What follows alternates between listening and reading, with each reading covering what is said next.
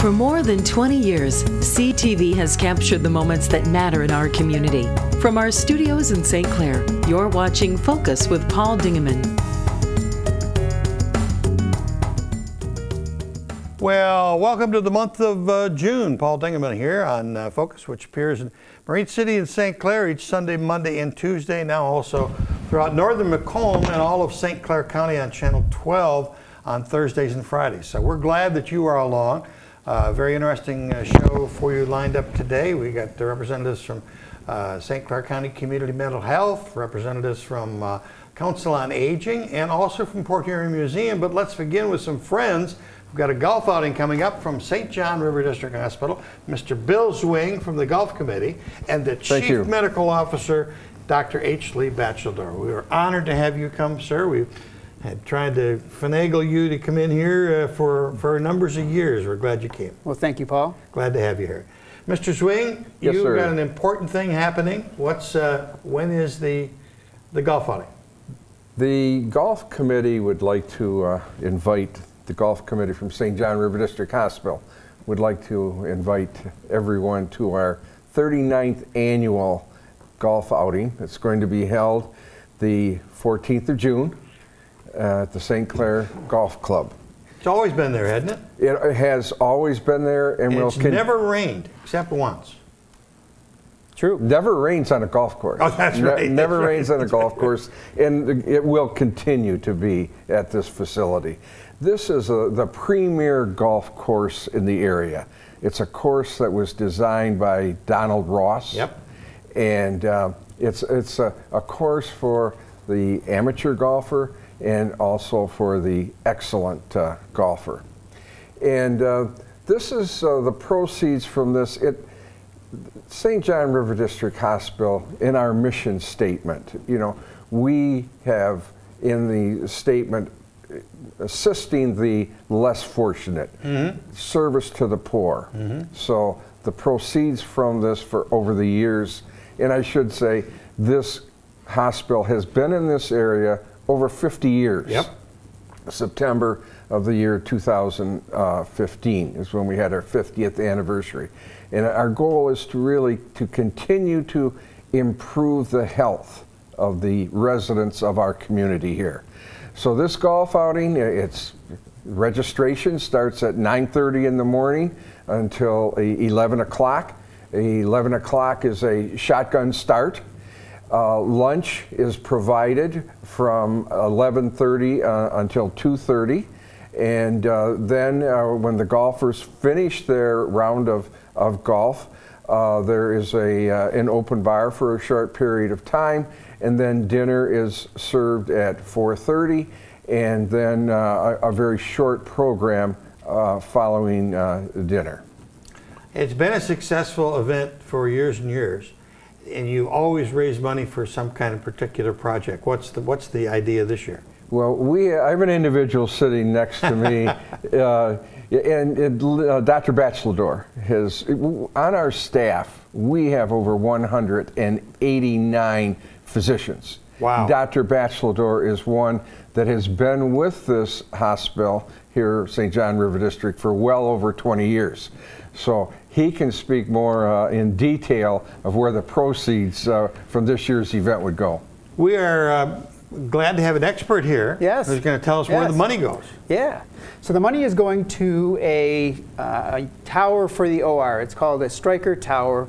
It's used for laparoscopic surgeries. Oh, okay. We already have those towers, but then in time, as you know, equipment gets outdated. We'll go to higher definition, much like probably your cameras do. Right. So this is an updated unit, and we're seeing more and more use of laparoscopic procedures. We're seeing the OB-GYNs use them for their laparoscopic procedures for hysterectomies, the general surgeons for gallbladder removals, for moving appendixes, colons. They're taking colons out laparoscopically, and even the podiatrists are sometimes using them.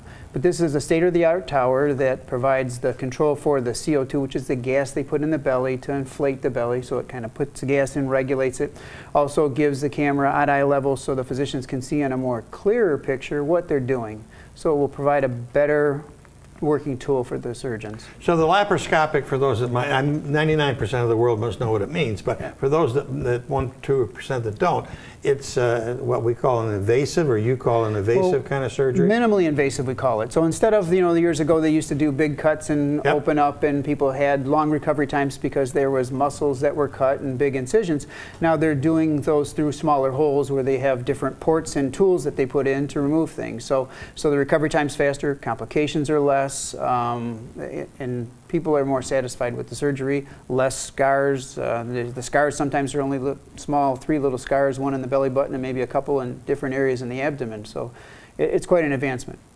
Bill alluded to it that you just celebrated your 50th anniversary. Started out as a community hospital. Yep. A young man by the name of Mr. Bernie Kuhn was quite instrumental in getting the whole thing organized with municipalities, and finally it progressed where that became part of St. John Hospital, or St. John Providence Health System, yes. Ascension Health. Yep. Started off as a community authority hospital with tax dollars from 7 different communities. 7, okay. What was it? East China, St. Clair, Marine City, Algonac, Cotterville, and I can never get the 7th one, but. Did you mention St. Clair Township? St. Clair Township. I'm sorry, St. Clair Township. And that was the group that was put together to build the buildings and start it out. Correct.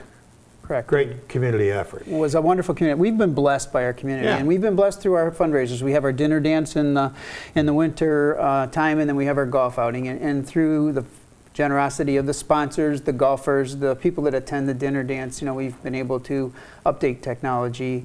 Last year we did the nuclear medicine cameras. We put a whole new nuclear medicine camera in with some of the funds. The year before that we did what's called an airstrip, which is for our maternal child health department, where the OB physicians, when they're away from the hospital and mom is in the hospital ready to deliver, they can actually get online and view the tracings to see if there's a problem. They communicate directly to the nurses, so they can, instead of having to trust that nurse, which they do, but they can actually see what's there and communicate and understand what's going on, personally, or right on their laptop or home computer. So, it's great advancements. The equipment that you're going to now get laparoscopically, the tower, how quickly will that be installed? Or is it installed already? Well, it's not installed already, no. This will be part of the funding for it. So, usually in the golf outings we range anywhere from like $25,000 to $28,000, I think. Exactly. And this piece of equipment is about $71,000. Okay. So we will this will be going towards that, and then the hospital obviously will put the remainder of the money in to obtain the piece of equipment. Well, it's a great service to have River District Hospital here, and we salute you for all the wonderful efforts that you do as a community hospital. It's a great little community hospital. There was an article that recently came out in one of the journals that said that it was a kind of a peer-reviewed article that said people that have just general routine surgeries at local community hospitals do better than ones that go to major hospitals. Some of that's because they go to major hospitals because they have more complex issues and more complex cases, but the bread and butter stuff is great, and that's what we do well. And you do it very well. And I think, Paul, too, we need to understand the community. We have a dedicated women's health care, excellent cancer care, 24-hour-a-day, 7-day a week emergency services that are provided, cardiovascular services that are provided. So there is the complete spectrum of services that are provided here at this hospital. Great. All right, let's review the 39th annual golf outing. When is it? How do I get tickets? How much does it cost? It is the cost is actually $225. Okay. But as I was watching the new news today, I did see that the price of gasoline is increasing again. Each of the golfers will receive a $50 gas card, which is from the golf committee, from Marathon Oil, and from Foster Blue Water. Isn't that a wonderful contribution they've made for many years? It is just a wonderful contribution. Unique. And as I said, it starts at 9:30 with registration. And for anyone, and we would really encourage and welcome everyone to participate in this, you would contact Diana. And her phone number is 313-343-7582. If I could just repeat it. It's Diana at 313-343-7582. Okay. And we really thank everyone for the past 38 years that they have supported us, and we really look forward to the support that they will give to us again this year. It's an excellent way to network. Yeah. The Hour magazine sponsors a hole-in-one. Oh my God. There's a longest drive contest, the putting contest. I mean, it's a full spectrum. It really is the premier event. I have the course. title of winning the most lost balls in one game, one match. No.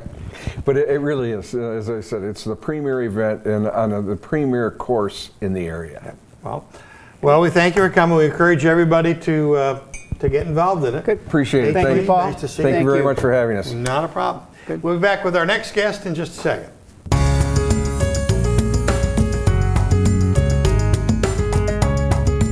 We're back. Now I'm having fun. Deb Johnson, welcome to the Focus Set. Nice to see you again. We get the opportunity to see the Executive Director of St. Clair County Community Mental Health on a regular basis. You bring us important information. That's no different today. What's new? Well, there are a lot of things going on, and first, I guess, since it's the start of June, right? We should talk about June is National Safety Month. Okay. June's a lot of things, though. When I was looking at National Safety Month, did you know that, for example, June 3rd which is the day we're filming or whatever, is National Donut Day. National Donut Day. Okay. Yeah, so, wonderful, wonderful. Anyways, yeah, there's I think Neiman's in their Clarkston store was giving away free donuts or something. Probably for National Donut Day. Yeah. And then there's like National Corn on the Cob Day coming up June 7th. Yeah. National Smile Power Day. That's a good day. Smile a lot on June 15th. But anyways, National Safety Month. So our focus is on medication safety because this is a surprising fact that every year there are over 700,000 emergency room visits from people who misuse prescription medications and across the country. Wow. So some of the things that we're trying to tell people is, these are some things that could help avoid that. Like, for example, always take medication as prescribed. Don't take medication that's not prescribed for you. Don't give your prescription medication for somebody else. Store it in a safe place. Don't use it after its expiration date. It actually, starts to lose its power. And depending on what your condition is, that could be pretty critical. Mm-hmm. You shouldn't crush or break your pills unless the doctor tells you to do that. Okay. Yeah, that's important. Try not to make them last longer. Right. Because you can't use. And and I think that is, take them as prescribed. Don't think, oh, well, I'll space them out or right. whatever. But anyways, and of course, always keep medication out of the reach of children in child-proof containers, things like that. And always, always dispose of medications properly. And sometimes people think flushing them down the toilet is a safe, good way. It's not. Okay. It's in our septic systems and all over the place. But you can, local sheriff's department, a lot of police departments will take them, and they also advertise like National Drug Take-Back Days where they will do that. So yeah, for sure, dispose of them properly. Yeah, the county does it, I think, a couple times a year at least. Yep, they do. Sheriff's Department. That's a great service that they provide. Yeah, so that's about that. And then I thought also we're talking about mental health first aid, because actually even regular first aid is important. They kind of promote that during National Safety Month too, because maybe you can save a life if somebody has an accident or things like that, but also not just physical type accidents, but when people are having mental health issues, like, would you know what to do? And so mental health first aid is a great program that teaches just the lay community about how to respond when a person is having a mental health crisis. It's not teaching you how to be a therapist or a clinician or a psychologist. It's teaching you how to intervene and how to get that person to the help that they need. And also to recognize the signs and symptoms of mental illness and things like that. So we have some trainings coming up, and actually the date, I have it here. We have a class June 8th and 9th. It's an adult class, and it's free. We do this training free for the community. It's a two half-day training, and it's at Community Mental Health. And if people are interested, they can just call 985-8900. And what's it on? Mental health first aid. Oh, just aid. Okay. Yeah, mental health first aid. But then there's an adult mental health first aid, and then there's a children's mental health first aid that helps you identify symptoms in children and resources for children. That's different than the adult training. So we have the children's class is not until August 2nd and 3rd, but if you want more information about mental health first aid, you can Google it too. It's a national initiative going on. So you could Google it. You can also see it on our website. And you can call and register. Okay. And it's free. Okay. And then also, we are helping the Autism Support Group of St. Clair County promote. They are having an end of the year family fun day, and it looks fun at the Goodles Park. Oh, they're going out to the Goodles Park. That's a great spot. On June 30th at 11, if people are interested. There's going to be pizza, soft drinks, desserts, all that kind of good stuff. And people can RSVP to Pat Gillard, who is one of our staff, and she also coordinates the Autism Support Group, and her number is 966-2587. That'll be a nice day out there. It'll be private. You know, you can bring the families, and everybody can share in a lot of fun. And yeah, it looks like great fun. So, yeah, hopefully it'll be a good day. And then coming up in July, and I'll probably keep kind of promoting this because it's a great event, is the Southside Coalition Music Festival. It's Sunday, July 10th. And it's been going for quite a while. Many years. This is the 30th anniversary this year. Sandy Duffy, I think, is? Sandy Duffy is kind of the leader of the Southside Coalition. He has been, I think, probably since its inception. And so from 12 noon to 7:30 at the Lincoln Park in Port Huron, there's multiple bands, so there's live music, there's awesome food. In fact, Fuel's going to have a booth down there again this year. There's Mexican food. There's all different kinds of food. And I think it's a little bit of every kind of music, but mainly jazz, isn't it? Jazz and blues, yep. Jazz and blues. And there are also last year, I don't know who's going to be there yet this year, but last year Lake Huron Medical was there, you know, doing, I think somebody was doing blood pressure checks. Somebody was doing like sugar tests, giving other information about Heart Smart things. Community Mental Health has a booth there to give those resources. Because we tried to, and actually it was Sandy's idea to try to pair it sort of a health fair, fun fair. So at least people can, I like it. Yeah, so that's been going on. And you've always been one that would like to be around fun. Exactly, exactly, and that is a great event. I've even been there in the rain; it's still fun. But they have a lot of sponsorship levels if people are interested in helping fund the initiative. It's not a fundraiser; it's really more just to promote awareness, to do all the health kind of screenings and things like that. And it's just it costs a lot to put it on, so the sponsorship helps pay for it. Right. And it's supposed to be, you know, it's a neighborhood, good old-fashioned fun. Yep. All right. So there's that. And then I want to tell you about our Salon Cafe and Convenience Store again. Oh, yes.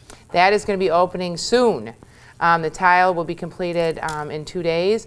And we're hoping to have what we're going to call a soft opening in later June, mid to late June. In case I missed it, it's a grocery store in downtown Port Huron. Yes, and it's sort of... Basically. It's not like a full grocery store, but it's going to have...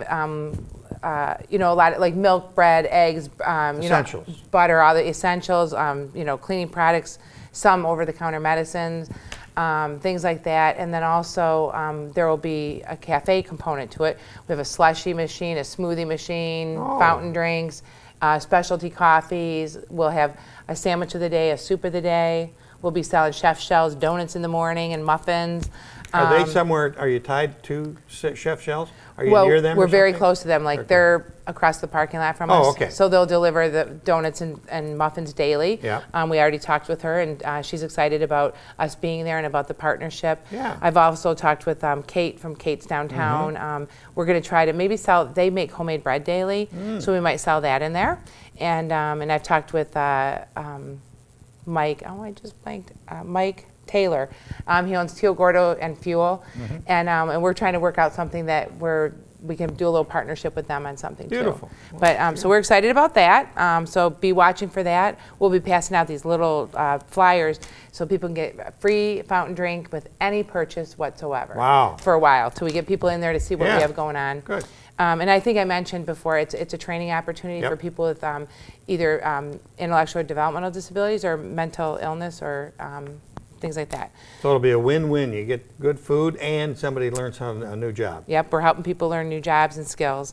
And then two last things. I just want to say that for the St. Clair County Child Abuse and Neglect Council, I have the annual golf outing coming up July 11th. It is at St. Clair Golf Club. It's $100 if you pay by like June 25th. After that, it goes up to $125 a person. Okay. But it's a great day, 18 holes of golf. It's a scramble format, great food afterwards, silent auction. And if people are not golfers, they are welcome to come just for dinner and participate with the silent auction and our raffles, and it is great fun. So I'll bring more information next time too and make sure that you have it here. And then last but not least, we have many volunteer opportunities at St. Clair County Community Mental Health.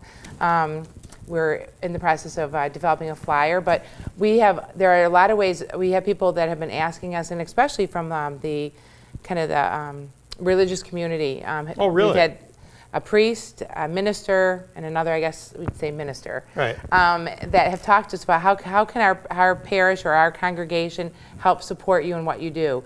And so because of that, we put together a more formal volunteer opportunity brochure. And we talked about the different ways. We have people that are greeters in the morning. We need people to drive people to appointments outside of our building. Wow. We need people to help us with the plays we put on, resource fairs, all those good things. So there's a lot of opportunities. And if somebody thinks of one we didn't put on there, we probably can make it happen. So it wasn't going to be like a priest, a minister, and a rabbi go to a bar? I was thinking about leaning in with that, but I'm not a good joke teller. Neither am I.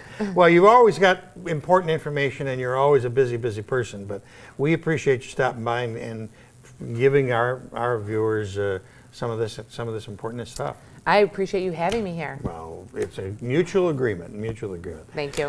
We'll be back with some representatives from Cargill and also from the St. Clair Council on Aging, and they've got a Senior Fresh program that they're going to talk to us about. We'll do that in just a second.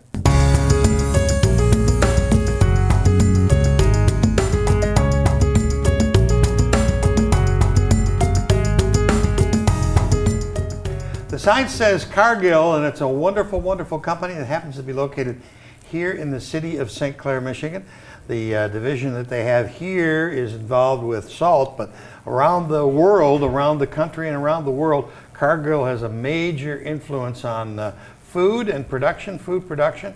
And with us today is Maureen O'Boyle from Cargill St. Clair, and along with Laura Nessel from Council on Aging, we're going to talk about Cargill's support of a program called Senior Project Fresh. Welcome to the Focus Ed. Thank you. Nice to have you here. Thank you. Laura, you were here in previous years, and we've talked about the project, and it's back again. What's happening this year with Council on Aging and Senior Project Fresh? Well, this is a very exciting year for us. The very first year we served about 300 seniors. Last year we served over 1,100. Isn't that marvelous? Yes, and every year it's growing by 100 to 200 individuals. So we're expecting that again this year, and we're very thankful and grateful for Cargill and their support. But this year we're doing something exciting. We're having our first annual fundraiser. That's the Taste of Freshness Summer Soiree. Okay, So, and when and where is that going to be? That's going to be Friday, June 17th at the Angry Bull Restaurant on Lapeer Road. Fun place. In Kimball. Yes, yes. Fun place. Yep. And from 7 p.m. till midnight. And really exciting too is it's $50 a ticket, but you buy one and you get one free. So you can bring a friend, a spouse, a coworker, so it's your actually mother, 25 bucks a whoever head. you want to bring with you. Yeah. Yes. Yeah. Yep. And is there going to be food there, or what's going to be going on? What about tasting? There will be. There will be different restaurants involved that will, including the Angry Bull, but some other restaurants and chefs will have food that you can taste. There will be a wine tasting, different entertainment every hour, including Cliff Erickson, the Closing Time Band, the Dynasty Band, Spectrum. There's going to be silent auctions, raffles, door prizes, all kinds of things going on. So it's going to be a fun night. All right, let's talk about Senior Project Senior Fresh. How does it work? Senior Project Fresh, yes. Yep. Asking me. Okay. Sorry. You have to be 60 or older and at 185% of poverty or less. So that's for one person is about $1,800 a month, and for two is about $2,400 a month or less income. They call us to register. We set up times where we have individuals or groups of individuals come in, and they fill out a very brief application, probably the most simple application they ever filled out to get something. And we go from there, and we give them the vouchers, we do some nutritional training, we have information for them, and then they take those to the market. They can purchase free produce, the fresh fruits, vegetables, herbs, and honey. And then the farmers, or down at Vantage Point, the market itself turns in the vouchers to the state for reimbursement for the farmers. Okay. So it's double bang for the buck. So last year, you know, we helped over 1,100 seniors, but that was over $22,000. $22,000 in increased sales for the farmers. So oh, marvelous. Yes, yes. Do Kroger's or Neiman's or those kinds of places accept the No, it's not for at retail grocery Not for stores. retail. It's for farmers markets and roadside stands. Okay, that's good. Yes. That's a good notice. Now there's farmers markets in Marine City and St. Clair in addition to the one at Vantage Okay. Point. Do they take them, or They, in some years they have, and they have to be registered with the state to take them. the farmers market does? Yes. Okay. But here's what happens, and the farmer himself can too. So Okay. Sharkar Farms in St. Clair, Right. they are a registered market along with Vantage Point. There's the corn man in Port Huron. People are always asking me about that. Well, he is registered through Vantage Point, so he can also take them at his Okay. own. And same with, we have some from you know, Yale and Emmett and those areas too. They have their own roadside stands. So if they're registered through Vantage Point, they can take them there at the roadside stands. What is Cargill's involvement? So personally, I've been back with Cargill from Ohio for 3 years, and I got involved through Barb Hyja, hooked me up with Laura, and have really gotten involved with Senior Project Fresh. Last year I helped a lot with the registration and getting the seniors set with their coupons. This year she's pulled me in a little further. I am on the board, and I'm actually chairing the fundraiser. So I've been working really hard. That's a big responsibility. It's a big hat to wear. It's been a lot, but I really think it's going to be a great event. We've got some wonderful auction items, and the chefs are going to have some great dishes for us. And Angry Bull has been great. They've donated the venue, and they're sponsoring a food booth and a wine booth. And well, Cargill is such a giving company. I know that you look at things a couple times a year maybe, and you pick some charities that you support, and that's marvelous. We actually meet once a month. Oh, do you? Once a month? Yeah, we meet once a month to review all of the requests that we get in, and we have a team that reviews those. And Cargill has a criteria that we need to meet, but they are very focused on community. Yeah, they really are. And I don't think people in our community, in St. Clair County, realize the breadth of the corporation. Right. And it's still a family-owned company, isn't it? And there's 40, 50,000 employees? Worldwide, yeah. Worldwide? And not only do they contribute to certain causes, but they encourage their staff to volunteer. And that's how Maureen got started, because she was, you know, encouraged to volunteer. So she volunteered to help distribute some of the coupons, and you know, which is a very gratifying experience, because the seniors are so grateful. It's just a little bit, but they act like it's $1 million. Yeah. You know, so oh, yeah, absolutely, nice, absolutely. And it's got to make you guys feel good too when you see the reaction of the seniors when they get the. Yes. And it's so good, it's such a great thing for them to be eating the fresh fruits and vegetables. It is. Yeah, and Cargill every year has said, let me know when you're distributing coupons, how many staff do you need to help, we'll get some volunteers, you know, so they're just been wonderful. Okay. Yeah. All right, and of course here in St. Clair, we always love the Cargill guys at Christmas time for the Santa Parade, because they have the most spectacular entries every year. They do Engineers an awesome job. go crazy and nuts. But it adds to the whole flavor of the parade. So that's a little side note on Cargill's efforts. Let's go through the time and date again. Okay. It's going to be June 17th, Friday, from 7 p.m. until midnight at the Angry Bull. We will be having at least 8 to 11 different food stations. Okay. Wine tasting station. There will be entertainment by Cliff Erickson, Dynasty, Spectrum, and closing time. There will possibly be bull riding. I have not, have not nailed that down quite yet, but we're hoping for that as well. It's going to be a fun time. Good. Yeah. Great. Maureen, very, very nice to finally met you. Thank you. And Laura, nice to see you back here. We encourage everybody to get involved in that. And if you're a senior, just contact Laura or the Council on Aging. They'll give you any of the details that you may have missed. We're back with a friend by the name of Susan Bennett. Lots of important information from the Port Huron Museum in just a minute.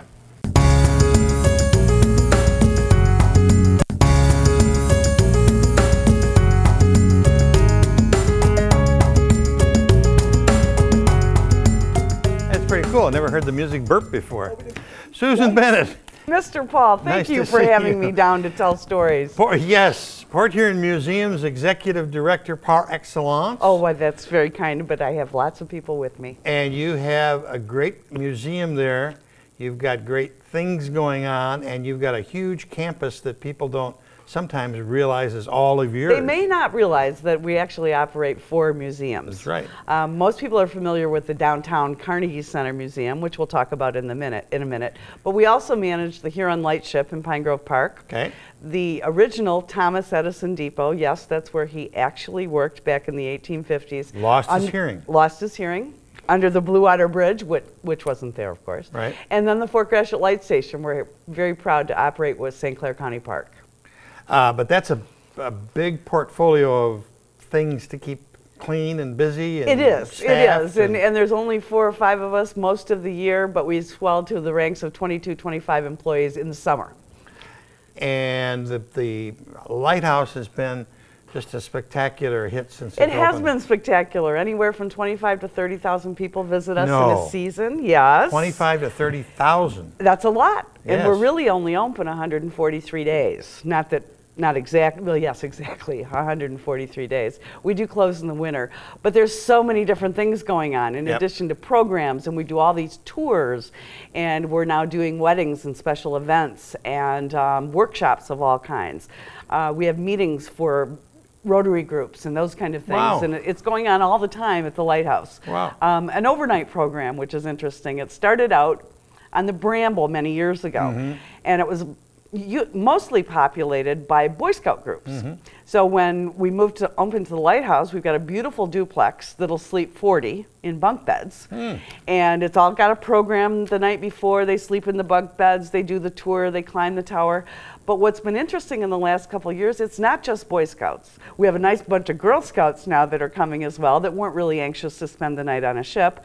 But everything from family reunions to girls' night out to book clubs to it's a really fun thing to spend the night at the Fort Gratiot Light Station. That's pretty cool. It is cool. Pretty cool. It is cool. The Sand Fest is something that's about 3 years old. I think this is our 4th. I think you're absolutely right, and that happens this year on July 8th through 10th. In the past 3 years, it's been over 4th of July weekend, and we just moved it a week. But we're looking for more professional sculptors than ever, and for people who haven't been, this is Michigan's first and only professional sand sculpting competition, and we have professional sculptors from all over North America, as far away as Quebec. In fact, she's won twice, down to Acapulco. So it's amazing, and these aren't little sand castles. These people build castles that are 10 by 10 by 10 feet of sand. They each get so many tons apiece. You import sand. We do import the sand from out here near Yale. So it isn't that imported, but it has to do with the texture of the sand, the beach sand. It's too coarse, and those are only held together with water. That's the only thing that can be in them. And sometimes it'll take them up to 2 days to carve their sculpture, and then there is prize money for them. You recently spoke at the St. Clair Rotary. I did, and I enjoyed it. You shocked the audience when you told them how many people came to Sandfest last year. It was almost 15,000. 15,000 people. Is there an admission charge? There is. It's $5. Well, that's not bad. And there is music all day long. There are activities that take place every hour. One neat thing is called quicksand, and the audience in bleachers yells out an idea, and there are two sculptors side by side, and they have 3 minutes to sculpt Oh, it. that's cute. And I like that. And that happens every couple hours or so. Oh, that's a great idea. And then they do other demonstrations explaining how the sand works and that the beach sand is too coarse and they need it a little finer, like the beaches in Florida would be. Right. You know, our beach is actually too young geologically to be great beach sand for holding together. Well, you think about it, we were in the Ice Age. Never thought all of that. these things you never knew. Right. But that's one of the things that makes Sandfest so interesting. And the food and the amateur competition. And if you hear a child screaming at Sandfest, you know that his mom and dad are taking him out of the big sandbox. But it's a fabulous event, 8, 9, 10 of July. And one of the keys to it is that now you have shuttles. We have shuttles. They go from the SC4 parking lot right to the gate at the Fort Gratiot Light Station, because one of the things that makes our light station so unique, or our lighthouse so unique, it's not just a little tower at the end of a 2-track. Right. This is a 5-acre complex next to a city park with largely residential neighbors. So parking is at a premium there. So Right. it's just a quick 5-minute trip, and those buses run continually. And some are trolleys, some are actual Blue Water Transit buses. We thank them. All right, so that's some of the stuff that's coming up. Gratiot Lighthouse tours, the Thomas Edison Depot Museum, all sorts of stuff that'll be going on throughout the summer. And on June 13th, which is a Monday, we go 7 days. All sites are open 10 to 5, 7 days through Labor Day. Okay, but you are here today to talk about a project which is called Carnegie Reimagined. Yes, we are. Talk to me about that. The Carnegie Building, where the main museum has been for so many years, was actually built in 1904, 112 years ago, as a Carnegie library. And the industrialist Andrew Carnegie actually built 1,700 of these across the country. There's one in Mount Clemens, there's one in Howell that is still a library. There were probably over 20 in Michigan. But this was one of the early ones that was built.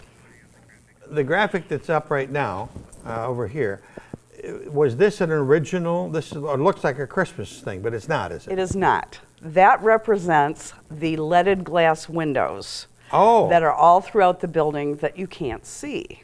Because from the inside of the building, the last major renovation was in 1972. And at that time, all the walls were covered with plywood and carpet. So they covered the windows? They covered the windows. So behind there, behind the plaster, is a beautiful leaded glass window like that. Exactly right. That's the top of that's the transom of the window. And there are 6 on each side. So we have 12 just in the front 2 galleries. Can you see them from outside of the building? You can, but they were they're covered dark. up with, yeah, it was dark. You wouldn't know they were there. Right. But that was one of the many things we uncovered when we decided last fall to take down some walls and see what we've got. We found a fireplace that hasn't been from 1972. Now, we've got some photographs of the building as a library. And okay, we got the picture up now of... yes, there you see it. That is actually that's one of the galleries, and you can see by the ceiling and the crown molding that it goes around the rotunda. But it was a library from 1904 until about 1970. Okay, till 1970. 1970, and there are actually a couple photos of it as a library.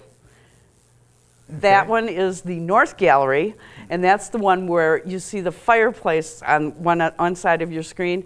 That was one that had been covered up since 1972. And then you see 2 windows there, and there's 3 across the front. And that is the gallery we ripped apart down to lath and plaster, which is how it stands today. And we're hoping to return it to some semblance of what it is there. Beautiful, beautiful. And then what is this drawing? That is an our architect's conception of what needs to happen. That room. The photo we just saw was the same gallery. You noticed by the columns, but you can see the windows there. You can see the fireplace has been redone. The floor will be redone. The middle, or the forward part of that picture is actually the rotunda, which is a round room that connects the 2 galleries. And underneath the carpet that is there now is actually some beautiful white marble. Oh my God. In its original condition, not to mention the mosaics that go all the way around it. So we've been working on this for a few months. Of course, it's always about the money. But we've got lots and lots of ideas, and we think that this will be not only a fabulous museum for exhibits, but that it will also provide the whole community with another venue. I can't stress enough, we'll still be a museum, but we've had lots of requests for people to have proms and weddings and functions. And we see it actually complementing the convention center, because someone who's there for a conference for 3 or 4 days, they'd like to get out and see what else is in the community. And this 112-year-old building is just the place to do it. So how can the public help you in this remodeling? Well, you're getting a sneak peek because we really haven't even announced it yet. Okay. We're still getting our ducks in the row, so to speak. Back in February, the City Council agreed that they would put $400,000 into the building in structural and mechanical repairs, and those are ongoing. It is a city-owned building. Okay. We are just a tenant. Although I don't think anyone wants to come and help us move after being a museum for 50 plus years. But we're going to start a fundraising campaign and a friend-raising campaign sometime in the next few weeks. Certainly by midsummer. Friend-raising campaign. Exactly, I like exactly. And we've been doing lots behind the scenes with our collection and doing the right thing with it, and we're really moving in a very positive direction. Good. You know, the City Council agreeing to put that money into the building instead of tearing it down, I think was not only in tribute to the building, but also to our business.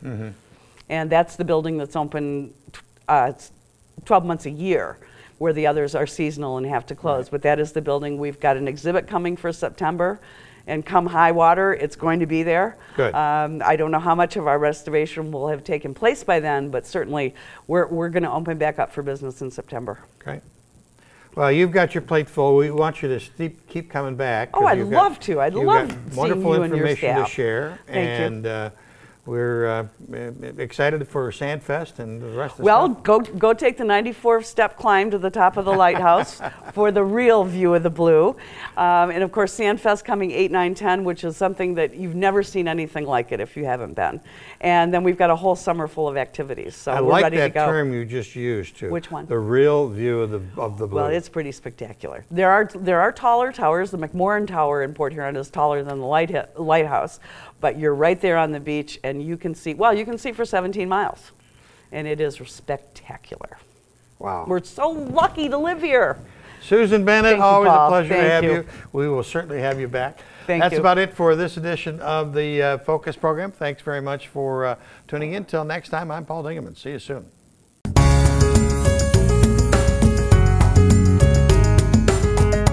Thanks for watching Focus with Paul Dingeman. Focus is produced at the CTV Community Television Studios in St. Clair. For over 20 years, CTV has captured the moments that matter to our community.